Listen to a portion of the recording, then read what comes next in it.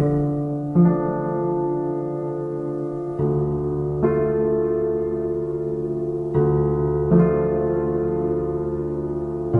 ketika kartu nama itu jatuh di negeri Sabah,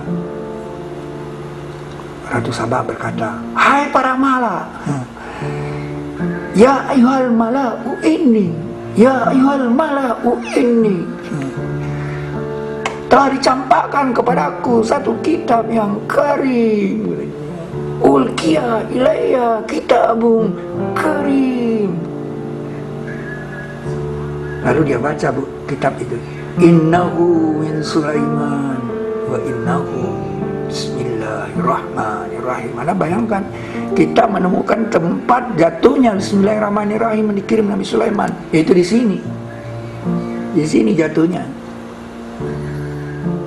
Kop surat dari surat Sulaiman itu Bismillahirrahmanirrahim, isinya "Alla ta'lu alayya wa'tuni muslimin."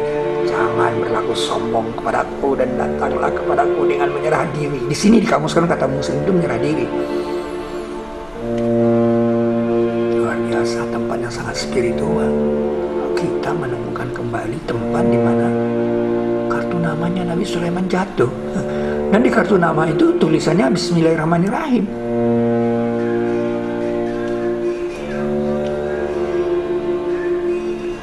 Kalau Wahidul Kohar itu yang bawa Nabi Yusuf. Cuma Nabi Yusuf yang bilang Allah itu Wahidul Kohar, yang satu yang gagah. Tapi kalau Ar-Rahmanir-Rahim yang bawa cuma Nabi Sulaiman alaihissalam. Anda bisa bayangkan, yaitu di suratnya ini, di suratnya Nabi Sulaiman ini ada kata-kata Ar-Rahmanir-Rahim. Coba Anda baca Al-Quran, kalau ada seorang Nabi yang mengatakan Ar-Rahmanir-Rahim. Ini dahsyat, saudara. Maka itu kita harus bisa memahami bagaimana karya jin. Bagaimana karya jin. Dan sebagian dari jin, orang yang bekerja di hadapannya dengan izin Rabbnya. Bayangkan.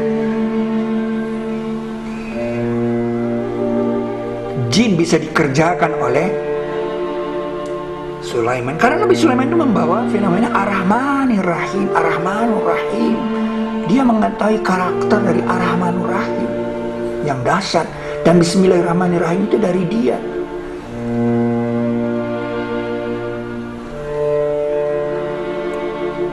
Mereka kerjakan untuknya apa yang dia kehendaki dari gedung-gedung, gedung-gedung yang tinggi, gedung-gedung yang tinggi.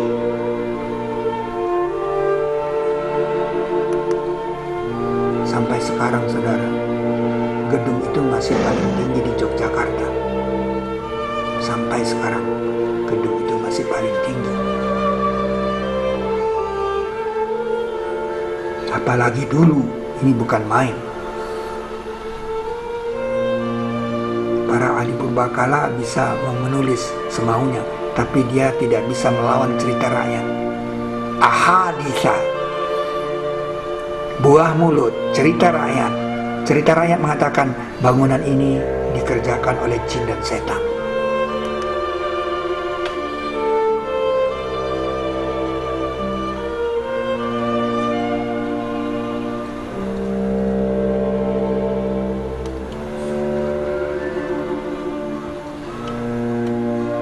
Mereka kerjakan untuknya apa yang ia kehendaki dari gedung-gedung yang tinggi dan patung-patung dan piring-piring. Piring-piring, saudara. Kita sudah menemukan piring-piring itu. Inilah piring yang dibuat di zaman Nabi Sulaiman oleh jin, disebut pada 3413.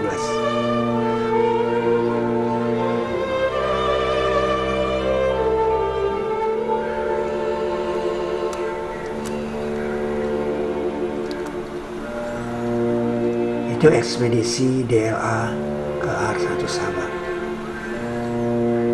Mereka menemukan gambar-gambar seperti yang disebut dalam ayat 248 surat kedua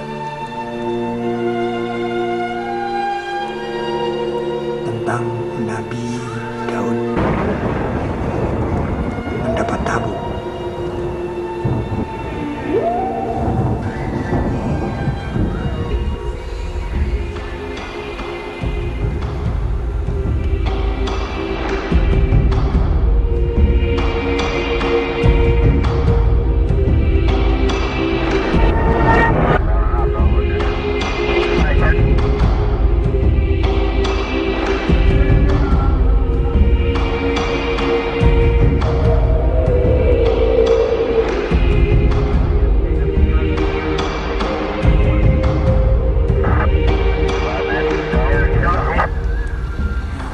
Sebesar ini dulu Sabah, tempat pertemuan, tempat berkumpulnya bangsa-bangsa di sini.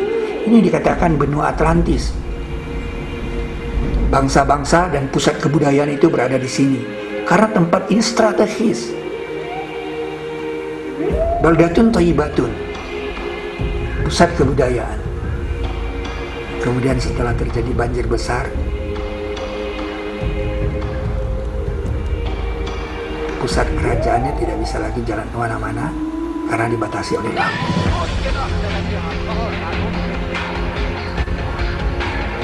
Itu bukti ketiga. Bukti ketiga terjadinya Bangkalan Sunda. Dan kami hancurkan mereka sehancur-hancurnya. Ini ayat Quran yang bilang hancur. Mana buktinya? Mana bukti hancur? Apa Anda katakan ini sudah hilang? Saya tidak tahu. Mumazzakin, kulla mumazzakin. Mana dia? Pernah Anda melihat sebuah negeri hancur? Di dunia hanya Nusantara Indonesia yang terdiri dari 17.000 pulau, tidak ada di dunia lain. Mereka hancur sehancur-hancurnya dan mereka terpecah-pecah menjadi 17.000 pulau. Ini ayat kelima, ini bukti kelima, fakta kelima yang tidak bisa dibantah oleh orang-orang lagi, bahwa Nusantara Indonesia itu adalah negeri Sabah, yaitu tempat berkumpulnya bangsa-bangsa dahulu dan pusat kebudayaan dunia.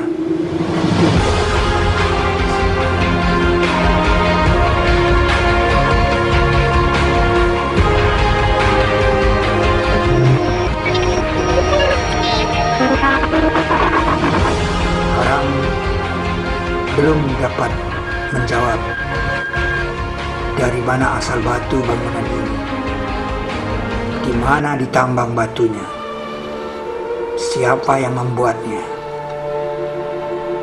dengan teknologi apa ini dipahat,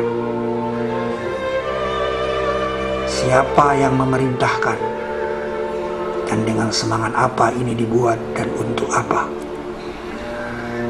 Kita hanya bisa membisu melihat kehebatan. Tapi ada satu jawaban. Jawabannya adalah Anda harus memahami Borobudur versi Al-Quran bagian kedua. Anda bisa perhatikan ini semua hasil dari ekspedisi. Ini adalah relief yang menggambarkan burung berkepala manusia, yang menceritakan kepada kita bahwa burung pada waktu itu bisa bicara. Burung bisa bicara.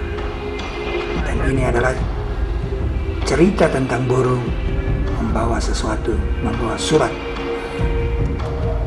Dan dia terbang membawa surat sampai di sebuah istana. Kemudian dia memperhatikan surat itu. Dia memperhatikan surat itu. Dia istawa, dia berhenti tidak jauh. Famakasa wairoba'in, dia berhenti tidak jauh. Dan kemudian dia memperhatikan. Setelah surat itu dia lembar.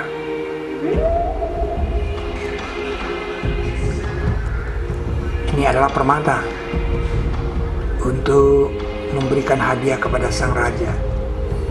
Permata Al-Quran. Dan ini adalah tabut seorang raja yang memiliki peti di bawahnya. Di tempat duduknya ada peti. Demikian penting peti ini harus ada dikawal oleh satu orang. Dan bapak tua ini duduk di atasnya sebagai raja. Siapakah raja ini? Dan apakah hasil dari peti ini? Peti ini dalam Al-Quran disebut tabut, karena Nabi Musa dihanyutkan di tabut. Nah, peti ini tabut namanya. Siapakah raja ini?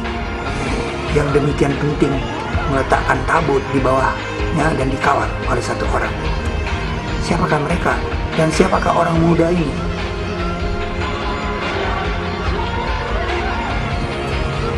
Anda bisa bayangkan sebuah peti yang penting, sebuah tabut yang penting dalam kerajaan ini, dan hanya orang-orang tertentu saja yang mengetahui rahasia ini bahwa tabut ini diletakkan di bawah sang raja. Tabut, kita menemukan tabut di lantai 3 Arsa Nusaba. Tabut, sekali lagi tabut yang menjadi misteri di alam semesta. Inilah wajah bapak tua itu sebagai raja. Sebagai raja dia, wajahnya dilukis, digambar dengan persis siapakah yang memerintahkannya, siapakah yang berkepentingan dengan gambar ini. Bapak tua itu sepertinya sedang menyerahkan kerajaan. Mereka kerjakan untuknya apa yang ia kehendaki dari gedung-gedung yang tinggi dan patung-patung dan piring-piring. Piring-piring sudah. Kita sudah menemukan piring-piring itu. Inilah piring yang dibuat di zaman Nabi Sulaiman oleh jin, disebut pada 3413.